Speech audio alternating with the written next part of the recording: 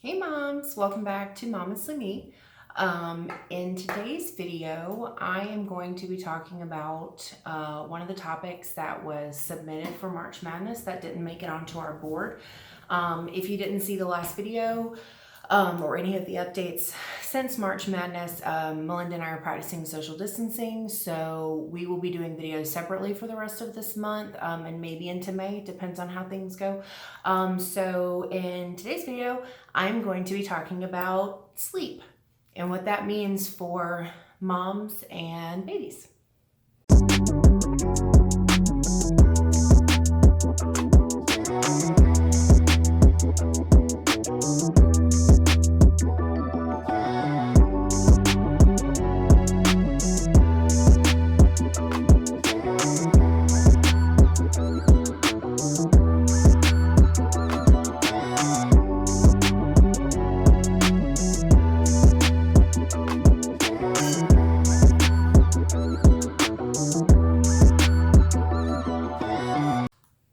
Okay, so I'm going to read the one that was submitted to us. So this was actually from someone who had actually submitted other things for Mom Madness that were maddening for her. But this is what she said. Oh, and sleep. How does he sleep so soundly when she randomly wakes at night? 2-year sleep regression? Question mark. So in that particular instance, she's talking about, I assume, baby's dad. And so it's interesting because I do feel like men can sleep through that stuff, whereas we can't. So I think that the topic of sleep covers a bunch of things. I think we can talk about how it impacts us as moms, how it impacts the babies, because there's always, you hear all the time, at least when I was pregnant, I heard, oh, you better sleep while you can, or, you're never going to get sleep after they're born. And, some babies have a really hard time sleeping. They can't get into a routine, and then you have the regressions for even the babies that do get into a routine. And I know, just for example, my husband apparently was not a very good sleeper, and if he fell asleep somewhere, like for example, there's stairs, they left him because they just wanted him to get sleep. And sleep is definitely something that can be maddening. It's maddening when dads can sleep in or get better sleep at night when we can't. It's maddening when we can't figure out how to help our babies sleep, because it's not only frustrating as a human being, it's frustrating as a mom, because your instincts are telling you to fix it and they need sleep. So why can't I figure out how to help them? And it can be really frustrating in that way too. Before I had Oliver, I actually slept like a rock. Sleep was like, I'll still to this day, when people ask me like, oh, what do you do for fun? I sleep. Like, sleep was something that I was very passionate about before I had my son. And I realized that I napped all the time. I slept in late. I did a lot of things around sleep, and I just slept whenever I wanted to, and it didn't matter. And then, and I was definitely really tired throughout my pregnancy, but towards the end of it, I actually didn't get very good sleep. I got a pregnancy pillow, and I did the whole between your legs and around your back and all these things and support around your belly, and I just was so uncomfortable. And I think towards the end, I did get a little bit of insomnia. And I eventually just gave up. I think if anybody is struggling with that, and you have insomnia, I think that one of the best ways that I was able to cope with it was I didn't fight it. I just got up and did something else until I was tired. I played a game on my phone. I found friends. My friend Reed was always up really late too. I think he had insomnia as well. And I would always message him, or I would talk to, Dawn if she was awake, or, I just tried to find things to do. Or I'd get up and I'd go watch TV, or I'd read or write, or whatever other hobbies you have. Just the more you fight it, the more frustrated you get, and then you're up even longer. So I feel like giving in and just being like, okay, well, I guess I'm not sleeping, let me go find something else to do, was really helpful. And then, after Oliver was born and we were in the hospital, I was terrified to sleep. I mean, I went to school for early childhood, and I knew that the sounds and the things that happen after birth, that they're choking. It's that they have all this stuff to get out of their lungs. And that actually doesn't matter if it's vaginal or C-section. They still have all that stuff in their lungs they have to get out. And so, but I remember like I could bear, I was healing. I had the feeling in my left leg was the only part that the epidural worked in. So like I wasn't super mobile. I was uncomfortable and in pain. And I was worried that if something happened, I wasn't gonna be able to get to him. And Rick was out like a light. The moment we got in our postpartum room, he was out. And it was almost exhausting to know that I couldn't sleep and he was sleeping so well.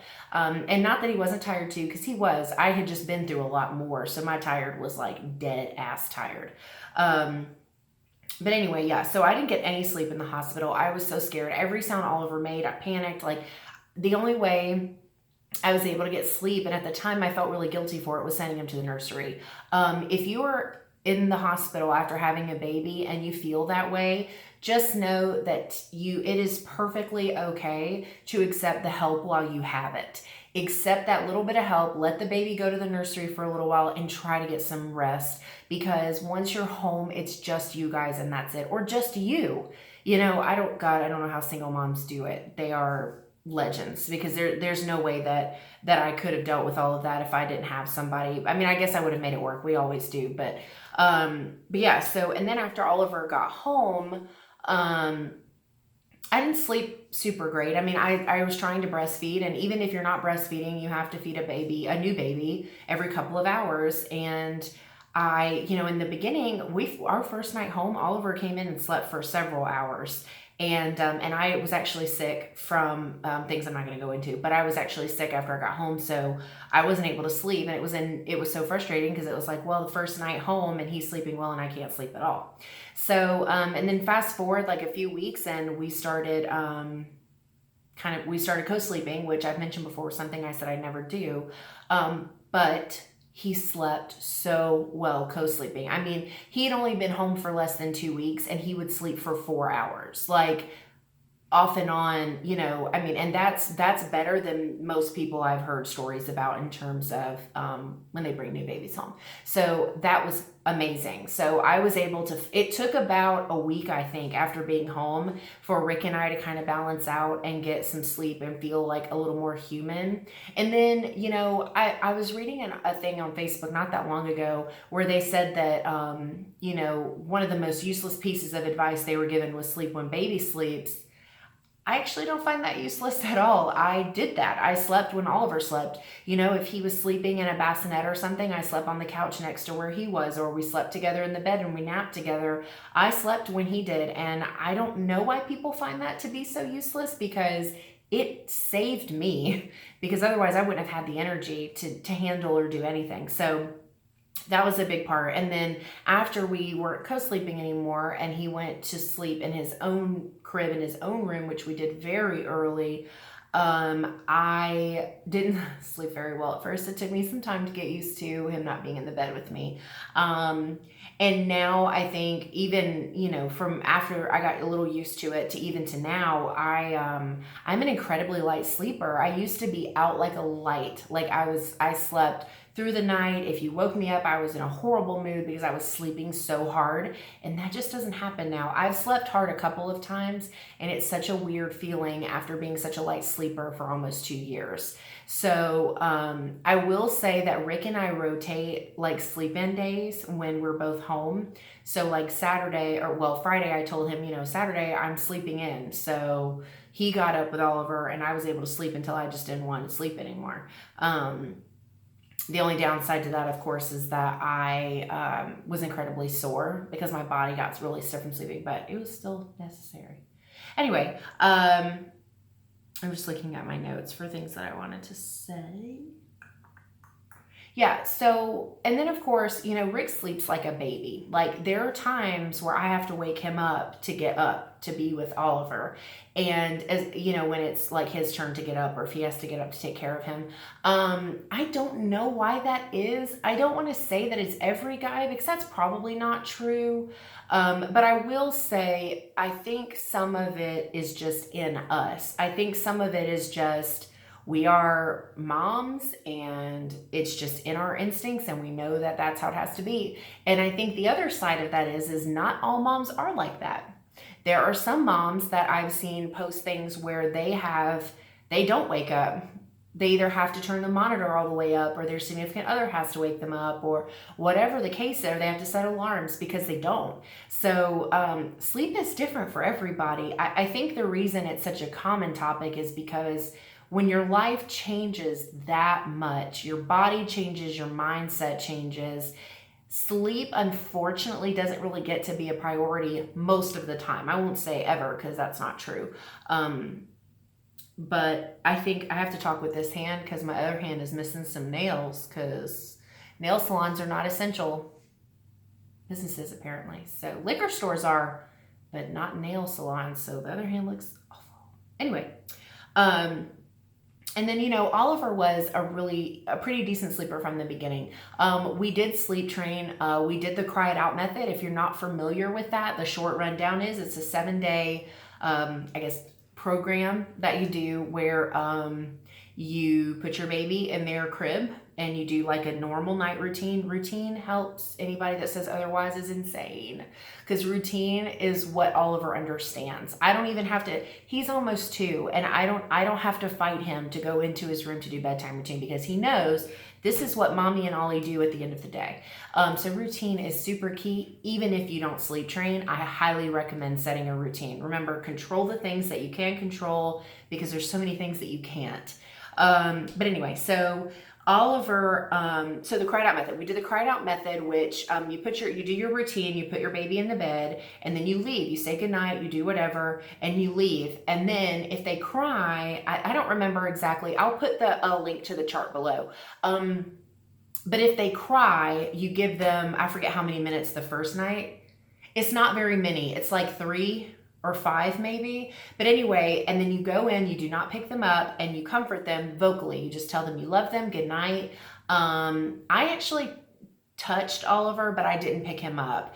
And then you leave again, and you keep doing that. And every time that you do it, it goes up in increments of time. And I think eventually all of them, it's 30 minutes. So up to 30 minutes. And everyone was telling me that when it comes to sleep training that way, when you do the cried out method, that most of the time you don't have to get past night 3. Well, I will tell you, the cried out method is hard. It's hard to listen to your child cry. It's hard from a human instinct, and it's hard from a motherly instinct, because as a mom, as I've said before, you want to fix it, you want to make it right, and it hurts. And it hurt me because I also knew that Oliver wasn't going to be sleeping with me anymore, that he was in his own bed doing his own routine now. And that doesn't make me want to cry or anything. It's fine. So, I cried the first 2 nights that we did the routine. I cried, and I specifically waited until I knew Rick was going to be home, because I was going to need that support. And if you don't have a physical support and you're going to do the cried out method, I really suggest having someone that you can talk to or call, because it's not a fun experience. However, we sleep trained Oliver at 3.5 months old. It took 2 nights. We never had a sleep regression. That baby goes to bed like he's supposed to every night for almost, I guess if he was 3.5 months old, he'll be 2 in May. So however long that is, I'm not good at math.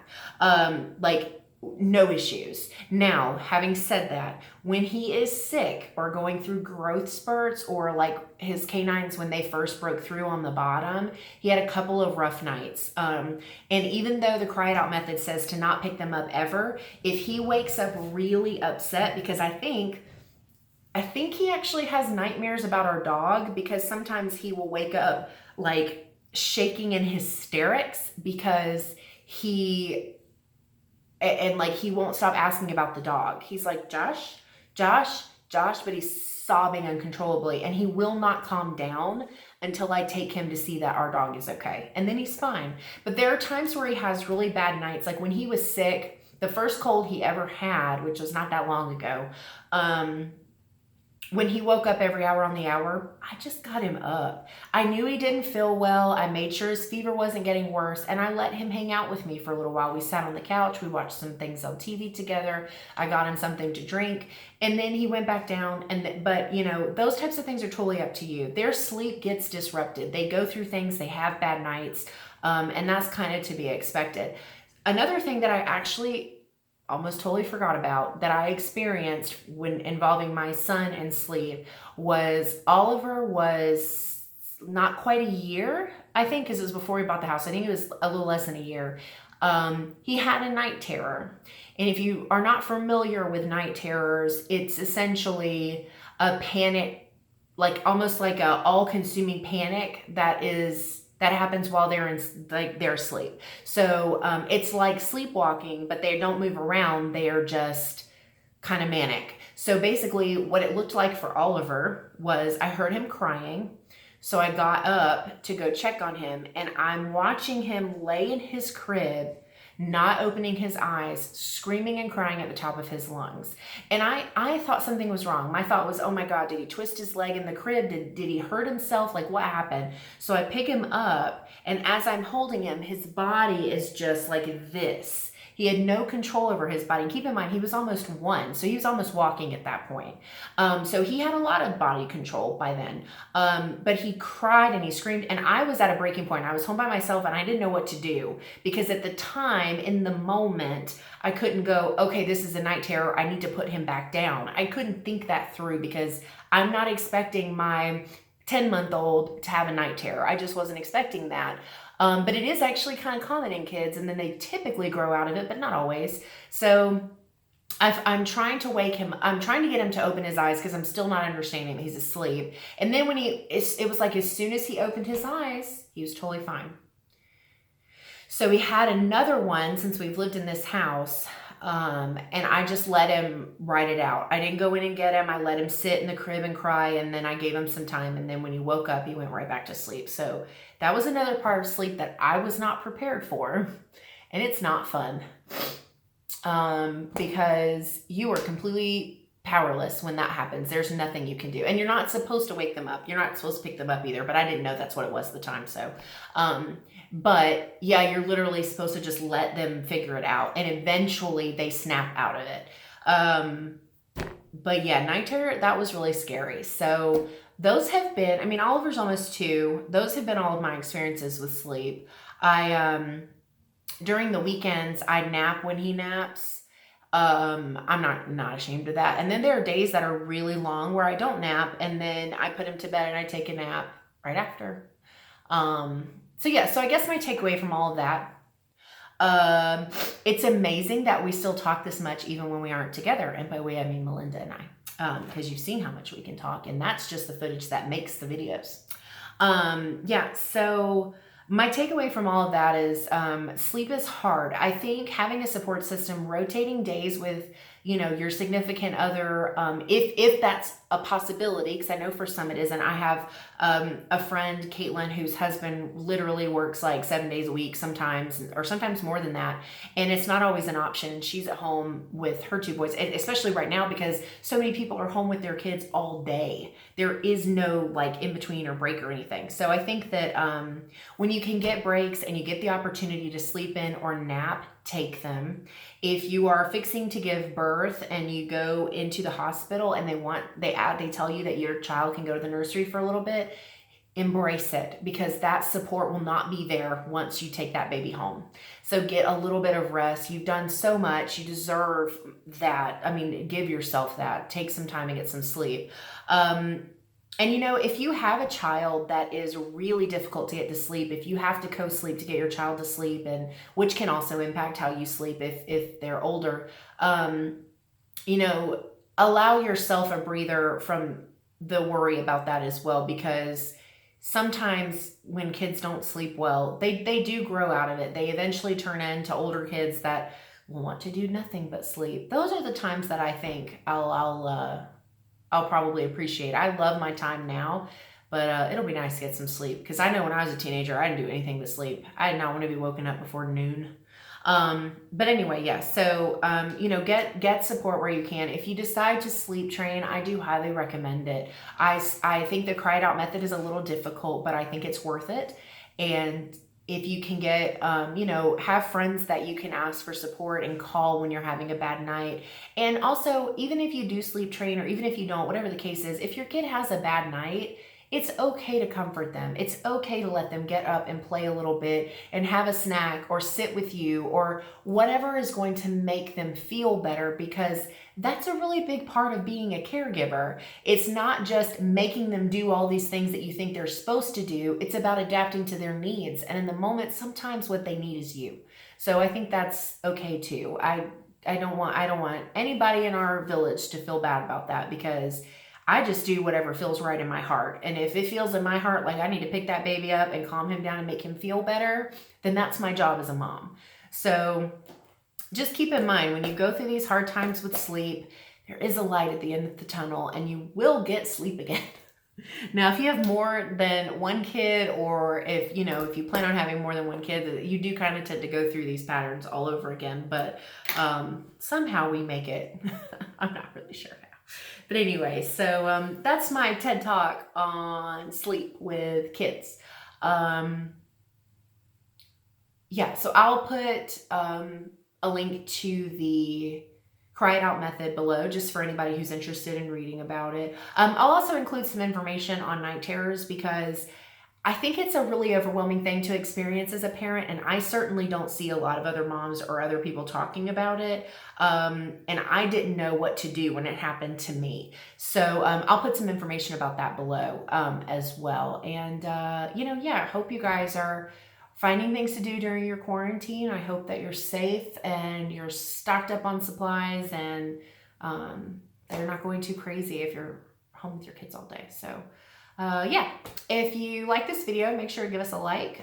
If you have your own sleep experiences, I'd love to hear about them. Melinda, it's weird doing a video, just me and Melinda. This is my invisible Melinda. Would love to hear about what you've experienced, things that you use that helped. If you used loveys, if you used pacifiers, if you use music or whatever, yeah, we'd love to hear about it. And, make sure that you're subscribed to our channel, hit the bell to make sure you get notifications for our other videos. We do have 3 more topics total that we're doing. So, just make sure that you do the bell so that you'll know when those are posted as well. And, yeah, so stay in your house. Don't kill your kids or your significant others. And we'll see you guys in the next video. Bye.